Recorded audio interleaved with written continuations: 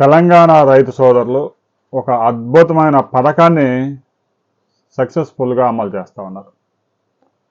ఆంధ్రాలో ఇలాంటివి ఇంతవరకు దాఖలు కాలేదు, చూసిన దాఖలాలు కూడా లేవు. ఏమిటి పథకం?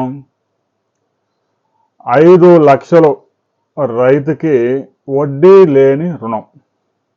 ఎలా సాధ్యం? బ్యాంకులు ఏమైనా వస్తాయా? బ్యాంకులు వడ్డీలు లేకుండా రుణాలు ఇవ్వవుగా. బ్యాంకులు చేసేదే వడ్డీ వ్యాపారం. సహకార సంఘాలు కూడా వడ్డీ వ్యాపారమే.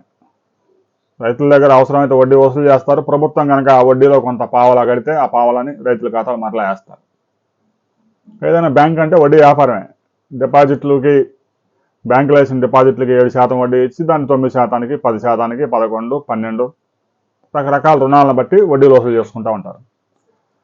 తెలంగాణలో రైతులు ఇటీవల కాలంలో నిజామాబాదు, కరీంనగర్, మేదక్, నల్గొండ, ఖమ్మం ఈ జిల్లాల్లో రైతులు గ్రూపులుగా ఏర్పడ్డారు. గ్రామీణ ప్రాంతాల్లో రైతులు గ్రూపులుగా ఏర్పడ్డారు. ఓ 10 మంది రైతులు కలిసి ఒక గ్రూప్ పెట్టుకోవటం, ప్రతి 4 నెలలకి ఒకసారి ఒక్కొక్కరి దగ్గర నుంచి 50,000 రూపాయలు వసూలు చేయడం. ఆ గ్రూపులో 10 మంది ఉండొచ్చు, 20 మంది ఉండొచ్చు, 12 మంది ఉండొచ్చు. ఒక 10 మంది ఉన్న గ్రూప్లో 4 నెలలకు ఒకసారి ఒక్కో రైతు దగ్గర నుంచి 50,000 చొప్పున వసూలు చేస్తారు. 5 లక్షలు అవుతాయి. ఆ 5 లక్షలు బాగా అవసరం ఉన్న రైతుకి 4 లక్షలు ఇవ్వటం, మిగిలిన 1,00,000 ఎంతమంది సభ్యులు ఉంటే అంతమంది పంచుకోవడం. అంటే మళ్ళీ 10,000 ప్రతి రైతుకి తిరిగి వస్తాయి. ఆ 4 లక్షల మీద ఆ రైతు నుంచి వడ్డీ వసూలు చేయరు. సరే, ప్రతి వాళ్ళు నాకు కావాలని కనుక ఎక్కువ మంది అంటే వాళ్ళ పేర్లన్నీ రాసి చీటీ తీస్తారు. 2 3 కనుక ఉంటే కనుక చీటీలో ఎవరి పేరు వస్తే ఆ రైతుకి 4 లక్షల రూపాయలు ఇచ్చేస్తారు. ఆ రైతు ఆ 4 లక్షలు వడ్డీ లేని 0 వడ్డీతో వాడుకోవచ్చు. ఈ విధంగా ఒక 4 సంవత్సరాల పాటు ఆ రైతు 4 లక్షలకు వడ్డీ కట్టే పని లేదు. అయితే 4 నెలలకు ఒకసారి మాత్రం 50,000 రూపాయలు చెల్లిస్తే సరిపోతుంది. చివరి దాకా ఎవరైతే రైతు అసలు డబ్బు ముట్టుకోరో ఆ రైతుకి 5 లక్షలు పూర్తిగా ఇచ్చేస్తారు.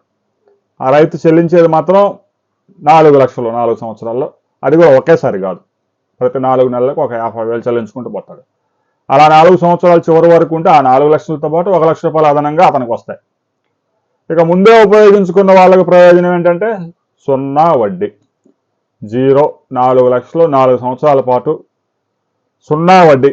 అదే బ్యాంకులో కనుక రుణాలు కనుక తీసుకుంటే ఆ 4 లక్షలకి మరో 3 లక్షలు వడ్డీ వేస్తారు, 7 లక్షలు అయింది. కానీ ఆ రైతు 4 లక్షలు రుణం తీసుకుంటాడు. స్టార్టింగ్లో కనుక వస్తే మహా అయితే ఇంకో 1 లక్ష రూపాయలు ఎక్స్ట్రా పే చేస్తా ఉన్నాడు.